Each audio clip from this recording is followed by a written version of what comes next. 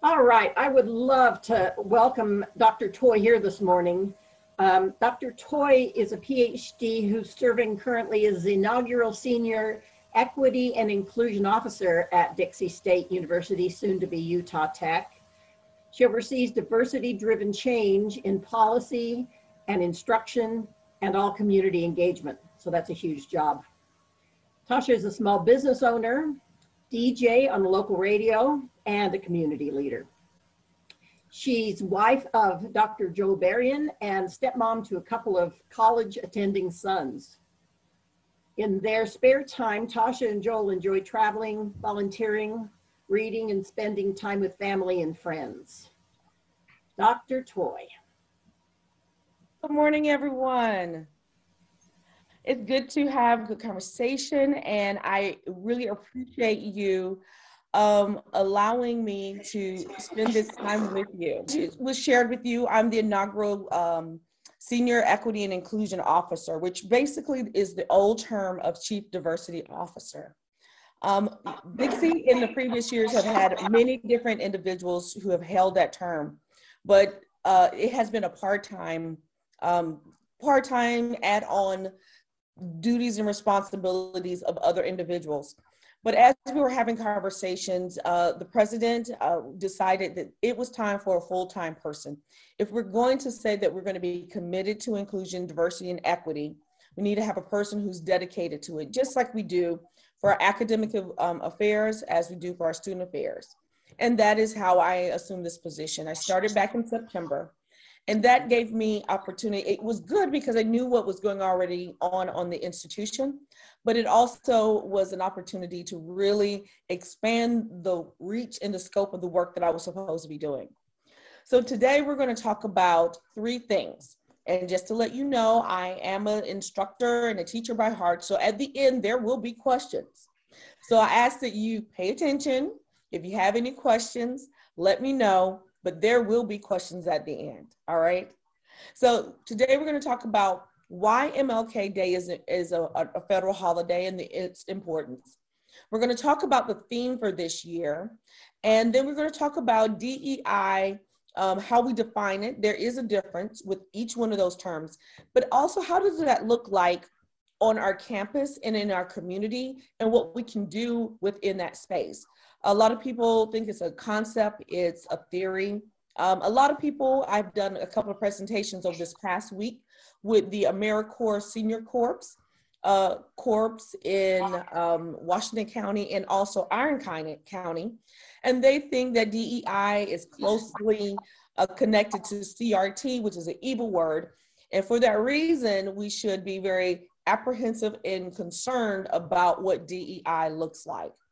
But we're going to explore that and we're going to talk about it. And at the end, I'm going to give you time to ask me additional questions. And then you can go on with the rest of your day. Any questions before we go any further? All right. Can you, thank you. So the rules of engagement, we always talk about how we can have a good dialogue. When we do DEI, conversations and the human perspective is very important, but you have to set the tone. So what I want you to understand is today, I want you to center yourself. I want you to allow everyone to speak. I want you to be respectful, but you're such a good group anyway. I have a feeling that that's not going to be a problem. If there's something that is an obtuse, criticize the idea, not the person. Also understand that we are going to be learning today. And for that reason, like I said, there's going to be questions at the end. And also understand that we have something that is called the Las Vegas rules, which are, what happens here stays here. What I share is to be shared with you and to be only kept with you in this group. With your other persons and your partners that are in this particular group, whatever they share, you need to keep it in your heart, but not share with anybody else outside of this group. The reason why is because we've noticed that when we set these types of tones and conversations or rules and guidelines, we have good exchange, and that is what we want. Can you flip this slide, please? Thank you. So MLK Day. So MLK Day has been a celebration that's been going on in unofficial for decades. But it became in the 1980s when President Reagan really had a push, and he made Reverend Dr. Martin Luther King Day a federal holiday. It is always the third Monday of January. It is the first national holiday for a person of color within the United States. But since then, the federal government has signed in Juneteenth that takes place in June 19th in each year. So it is the second holiday. So the question is, what is it? A lot of people just think it's a 3-day weekend. They can go to Sand Hollow. They can have the best sales at Dillard's and get those after Christmas items and celebrations, but it isn't. The theme of MLK Day is it's a day on, not a day off. It is a time for people to do community service and to do service learning and to help others.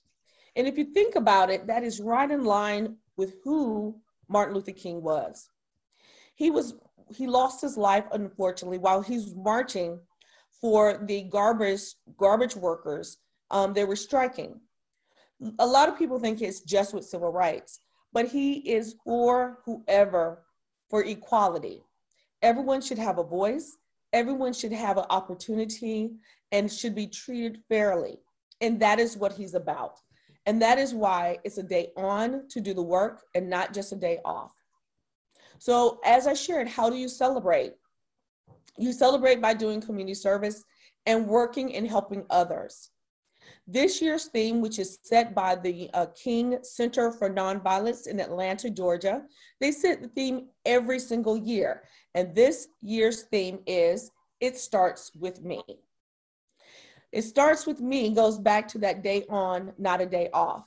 If we want to see change, if we want to see things that are hurtful or not being addressed, we have to be the one to speak up. A lot of people have seen the BLM movement, also the Asian American movement, Native American, and a lot of others. It starts with that group speaking up. And that's the same thing with the MLK Day, is that you and I need to really look at ourselves and step into the place of how do we move forward. And if we want that movement and change to happen, we have to be that change. Next slide. So I really touched on that a little bit of action versus what the audience. Audience are people who observe, they look, they don't participate. If you really think about it, if any of you have gone to the Cox Auditorium or the Eccles Auditorium at DSU, and you sat in the audience, your job was to what? Enjoy the show. You didn't have to work. You didn't have to hand out programs. You weren't dancing or singing on stage. You just observed everything that happened. What we are going to do and what we are asking you to do is to move that to action. Diversity, equity, inclusion is that action. So a lot of people use the term diversity very loosely. So I'm going to take a moment and ask you a question. And it's very simple. Can you raise your hand if you know that diversity is just something different from something else?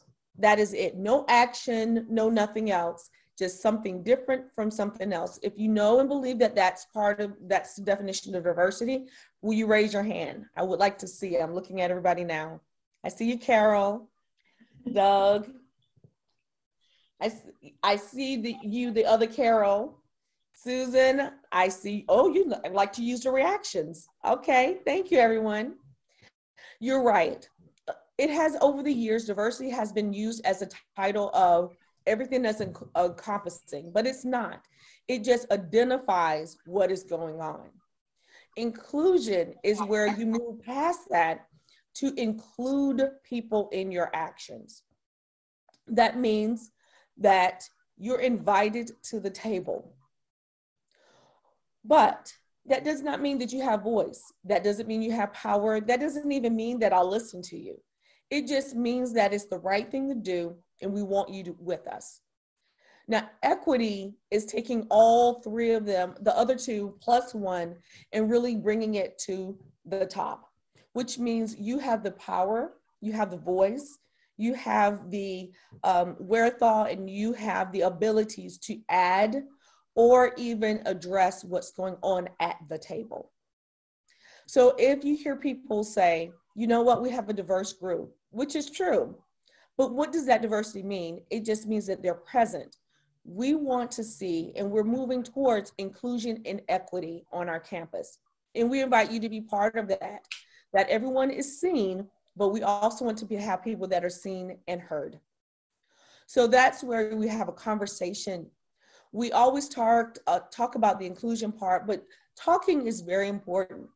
And we don't sometimes talk with each other, we talk at each other. And talking at each other does not really help what the end result is. It's because at means I need to get my point across. I need to get my ideas out. And I don't want to really hear what you have to say. Or, as I said in the directions, you really talk to the person's idea, but you think the person's stupid or dumb, and you don't want to really engage in it. If we're going to move forward as a community and as a nation, we have to understand that there are a lot of gaps, but that those gaps, blind spots, and differences don't mean that we can't work together. If we're going to make it together as a community, we have to talk to each other. We have to have a conversation of respect. And we also have to have a place of understanding that our differences also are going to make us great. One of the things that I always remember when I was young was when we talk about America the Beautiful, we always talk about how we are a melting pot. And in those differences, we celebrate. But the thing is, how do we celebrate them? Does it mean that you get to come to my party and like what I like? Or does it mean that you come to my party and you share what you like and I share what I like, and we agree to disagree, and we become good partners and good friends? That is where we're moving from the conversation to the concept, the action. We have to be active in our community, and we have to do that wonderful thing that everybody says, which is to agree to disagree. When I had a conversation with the seniors over the week, the one thing that really resonated with both groups at two different times were the two things that you do not supposed to talk about, which are what? Does anybody want to unmute? Two things is what? Religion and politics. Religion and politics, you're right. Those are the two things that they said, if you want to keep a friend, don't talk about. And so if that is the case, there's so much more that we can talk about. Why resonate with that and stay at that space when you know it's going to be a hot button topic and it really doesn't move the needle for our inclusion and for us to practice this concept. So I would say that those are the type of things that we have to think about as a community of what is the good things and what are the bad, and also where do you get your insight. Next slide.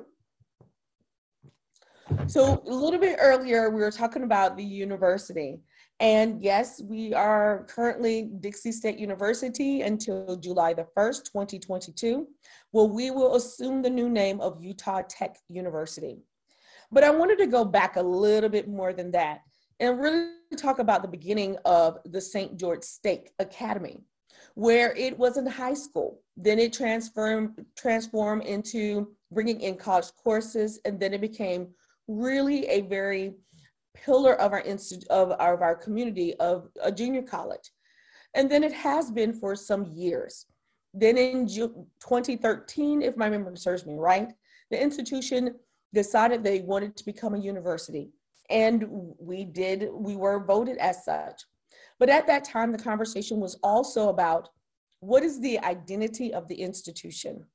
And there was a perception study then, just like we did with this last round.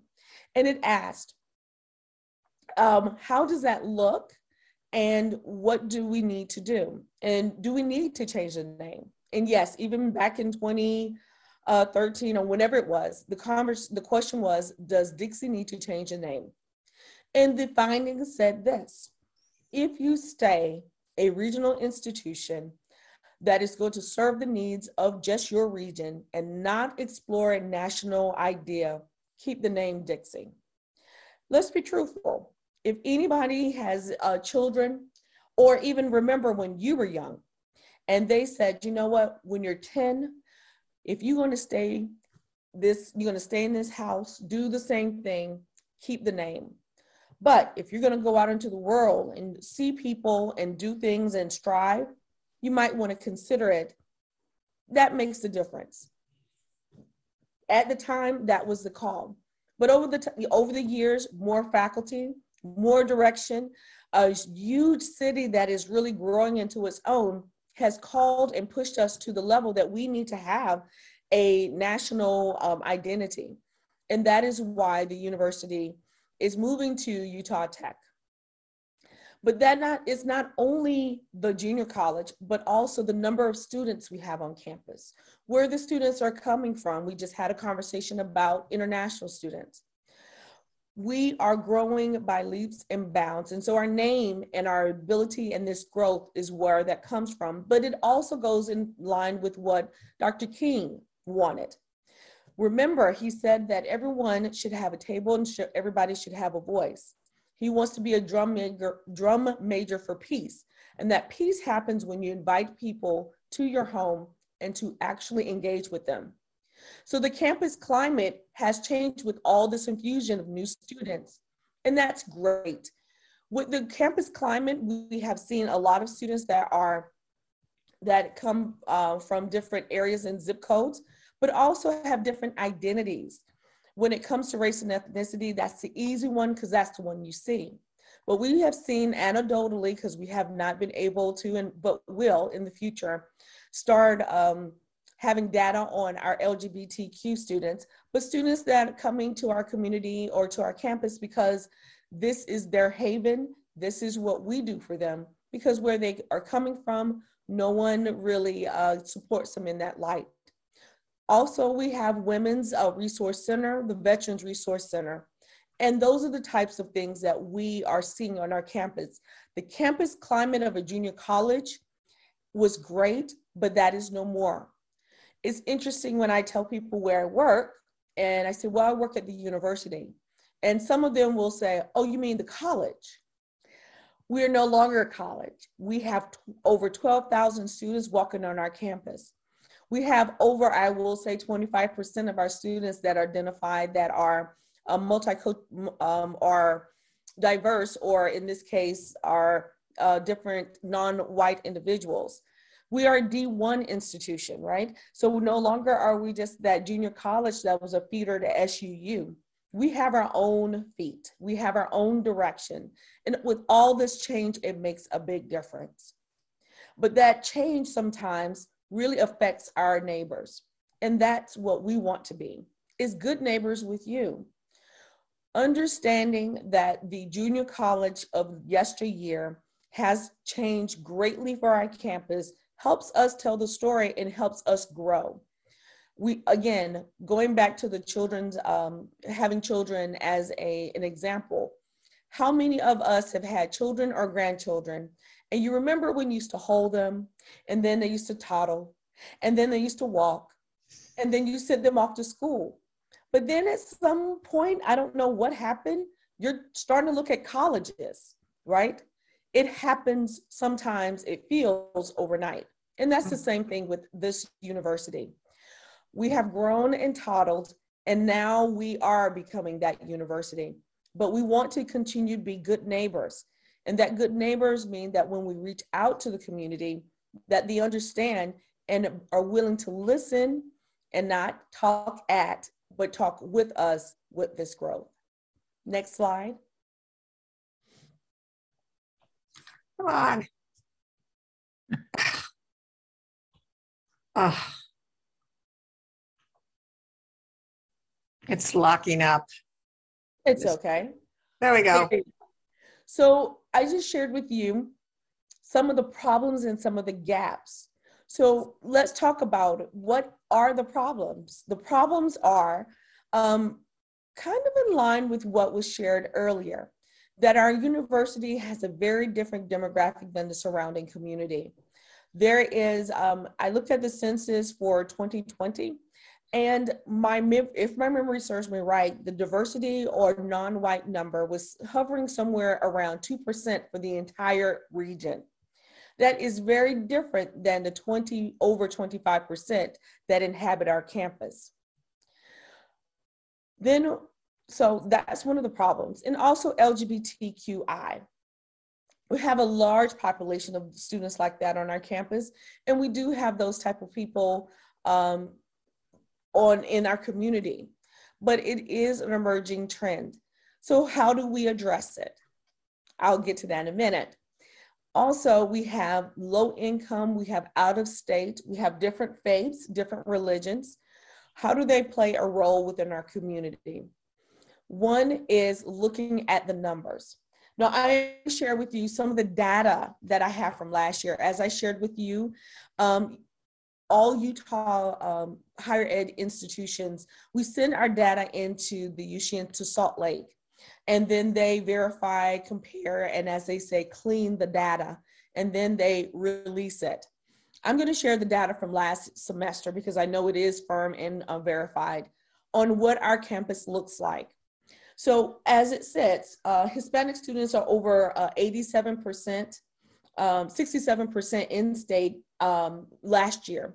We had about, let me put my glasses on. We had 1,147, so 1147 of our student population last semester identified as being Hispanic. That's the largest minority group, BIPOC group actually. And of that group, 67% were in state, and then 70% of them were from Washington County. I always hear, well, they're coming from California. That's our largest Hispanic group, but it isn't. They're right here. They major mostly in concurrent enrollment, which goes to what Shannon was saying, is that we have a large population that are in our student school system. But then we also have general education, health sciences, which is population health, criminal justice, psychology, exercise science. And just to let you know, this number is consistent. From fall of 2020 to fall of 2021, the change of our student population that identified as Hispanic was by 1. We increased by 1 student from fall to fall. You might say, what is the second biggest group? Well, this is a group that is really coming of age. And again, this is changing with our student population and with our nation. The second largest group that we have that are minority students are our multiracial students. It's 508 as of last fall. 508 students identified as having more than 1 racial identification. That's massive because the perception would be, say, Polynesian, Black, but no, multiracial. Then we also do have, of course, Black students that are 200 students that are on campus, then followed by our Polynesian, that is about 190. And then finally, our Native Americans, which ebb and flows, but has an average of about 100 students on our campus. Knowing all of this information, how do we solve it? I would say there's never a time that you can solve any of these issues. If done right, it will continually be a conversation that we will have because something new is going to come. It's called intersectionality or interdisciplinary connections. So you'll have not only your race, but you'll have gender, but race, gender, and education. The sky is the limit on the abilities and the conversations that are going to be needed. So understand that it will never, ever end. It's a continuous conversation. But that gives us hope, knowing that it is going to be a marathon that's going to continue. but it also gives us an opportunity to explore what are some of the other areas where the underrepresented and underserved aren't at our table of inclusion and equity.